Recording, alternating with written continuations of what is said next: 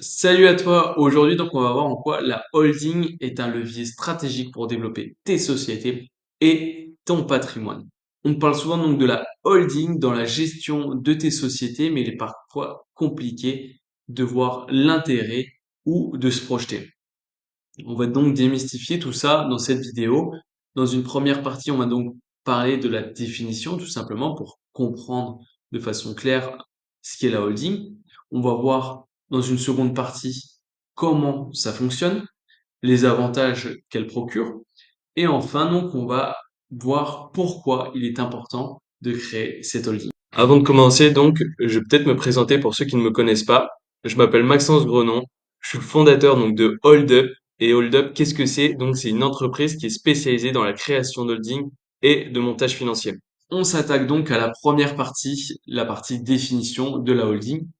Mais tout d'abord, j'aimerais définir ce qu'est le patrimoine, l'aspect que va développer la holding. Votre patrimoine, non, qu'est-ce que c'est? C'est l'ensemble de tout ce que vous possédez, aussi bien sur le plan matériel que financier. Donc ça comprend votre immobilier, votre maison, appartement, les biens financiers, vos comptes bancaires, votre assurance vie, vos comptes au titre, vos actions, toute cette partie-là. En troisième partie, ça prend vos biens professionnels, donc si vous avez des SCI, une entreprise, et enfin les biens donc personnels avec votre voiture, vos œuvres d'art si vous en avez ou vos bijoux. C'est en quelque sorte la richesse globale que vous avez. Pour l'avoir net, il suffit juste de soustraire tout ce qui est crédit et emprunt et vous aurez votre patrimoine. On passe donc à la définition de la holding. La holding, c'est quoi? C'est une société dont le rôle principal est de détenir des participations dans d'autres sociétés. Elle constitue donc un groupe d'entreprises tout simplement. La société holding, société mère, est donc au-dessus et détient des filiales, des sociétés commerciales ou des sociétés immobilières. On les appelle les sociétés filles. En d'autres termes, la holding, c'est un pivot central pour gérer l'ensemble de vos entreprises, qu'elles soient donc commerciales, industrielles, immobilières. Et cette holding vous offre en fait une protection supplémentaire en séparant les activités commerciales de la gestion de vos investissements, limitant bien évidemment les risques et sécurisant votre patrimoine. C'est une structure clé pour une gestion en fait stratégique et efficace de vos actifs et de vos sociétés. Il est important de noter que la holding n'est pas une forme juridique, c'est un objet social. Elle peut prendre donc la forme d'une SAS, SARL, société civile, etc.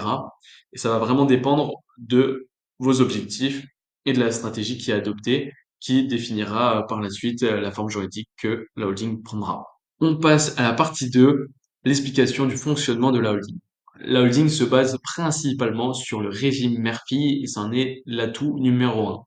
Le régime Murphy, en fait, permet d'éviter la double imposition des bénéfices distribués par une filiale à sa société mère. Grâce à ce mécanisme, en fait, la holding est exonérée de 95% des impôts sur les dividendes reçus par ses filiales, ce qui en fait réduit l'imposition à seulement 5% du montant perçu. Et si on enlève cet IS à ces 5%, en fait, les dividendes qui remontent à la holding sont imposés à un taux effectif de 1,25%, bien inférieur à celui de la flat tax de 30%. Pour simplifier ça, j'ai fait un petit schéma. En haut, donc, vous avez la société mère, la holding, qui détient la société fille. Et lorsque les dividendes veulent être remontés à cette société mère, la holding a juste une imposition de 1,25% sur ce qui est remonté. Imaginons, on remonte 100, on va payer 1,25 d'impôt. Je souhaitais rentrer un peu plus dans les détails des flux possibles, tout simplement, et vous faire une petite synthétisation des avantages de la holding. Tout d'abord, pour les avantages de la holding, on va pouvoir les implémenter tout simplement dans ce schéma. Donc, une fiscalité tout d'abord avantageuse, puisqu'on profite donc de cette exonération de 95% sur les dividendes. Pour faire simple, vous avez une imposition réduite à 1,25% des flux qui remontent, donc qui peuvent être réinvesti par la suite pour développer encore plus votre patrimoine, que ce soit sur donc, des actifs traditionnels, bourse, actions, toute cette partie-là, ou bien immobilier. Et également, on peut faire donc de l'intégration fiscale Lorsque vous avez justement plusieurs filiales, on peut donc se dire que par exemple la société commerciale a fait une mauvaise année, les deux autres ont fait de très bonnes années, et ben on va venir lisser justement la fiscalité du groupe en optimisant cette partie avec l'intégration fiscale. On va remonter toute la fiscalité au sein de la holding. Donc ça, c'est plus pour des sociétés animatrices. Il ne faut pas négliger également le fait d'être dans un groupe vous permet d'optimiser vos chances d'obtenir des meilleurs financements puisque vous n'êtes pas seul à lever des fonds, vous avez tout un groupe derrière vous et vos capacités d'obtenir des financements plus élevés ou à meilleur taux sont donc plus élevées. Enfin, un schéma donc plus traditionnel, entre guillemets, c'est la première étape de la holding, c'est vous créer cette holding qui va détenir votre première société commerciale qui va vous permettre de remonter les flux à votre holding, soit développer donc un capital, vos investissements ou un parc immobilier, ou tout simplement, si vous avez une arme entrepreneuriale, vous lancer dans un nouveau projet et avoir déjà des capitaux sans être puni, entre guillemets, par la fiscalité de la flat tax en les percevant d'abord en perso. Enfin donc, dans cette dernière partie, on va voir pourquoi créer une holding. Le modèle donc holding, c'est plus qu'une simple structure, c'est une solution globale. Il faut bien comprendre que c'est la première pierre à l'édifice pour développer vos sociétés, votre patrimoine ou tout simplement également le transmettre. C'est l'outil stratégique qui va vous permettre de maximiser la gestion et l'optimisation de vos actifs, tout en offrant donc des avantages considérables sur le plan fiscal et bien évidemment patrimonial. Elle peut transformer votre approche des affaires et du patrimoine. Tout d'abord, donc, on a l'optimisation fiscale.